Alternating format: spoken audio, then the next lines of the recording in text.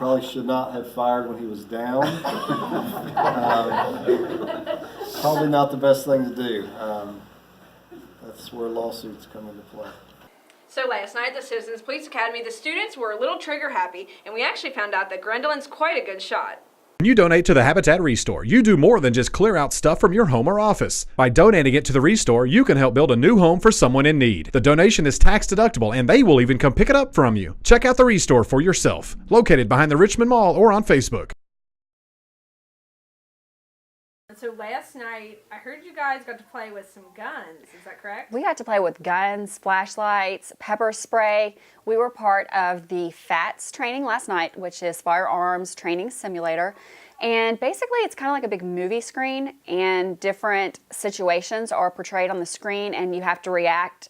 Would you shoot? Would you not shoot? How do you de-escalate a situation? It's all about putting police officers in as many kind of different situations as possible so that when they're confronted with a real situation, the training kicks in and they can deal with whatever situation is presented to them. It's very interesting. Did it feel real at all, like shooting it?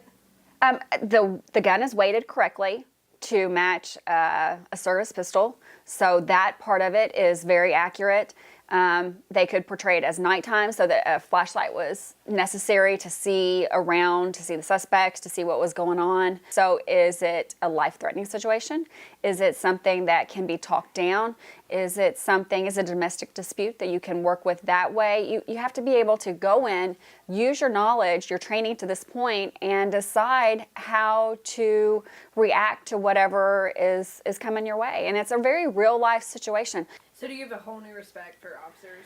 Man, the instantaneous decision making is incredible. You have much less than a second to decide how you react to any situation.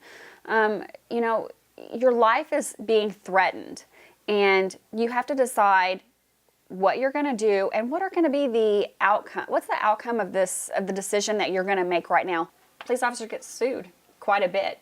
And it's all based on what they saw in a second and how they made a decision. The instructor last night for the courses that we took was Steve Moore. He is a DOCJT instructor, and his background was with the Ashland Police Department. We talked again last night with an undercover agent who, he said, you know, he made it through 4 or 5 years without ever using a weapon, and seriously thought that he was going to make it. He said he never thought that he'd have to use a weapon. You know, the day did come that it was necessary, but the police officer's goal is to never, ever use the weapon. And I think that's the thing that some people don't realize or think, oh, they just can't wait to do that. So speaking of undercover, next week. Oh, next week. Next week sounds absolutely amazing. It is the HIDA. And that is a joint task force. It's a drug task force. I think it'd be really interesting to find out next week how these HIDA agents are hitting this drug problem head on and how they're fighting it and what they have seen as their successes and failures and where they're going to move from here. This is a big epidemic in our area of different kinds of drugs. Stay tuned for next week, and I think it's going to be a pretty good one. The students are going to learn all about HIDA, the drug task force, and undercover policing. For WBON TV, I'm Marissa Hempel. Get the inside look every Tuesday when Gwendolyn goes to the Citizens Police Academy. Posted each week at WBONTV.com. We'll see if she gets her badge.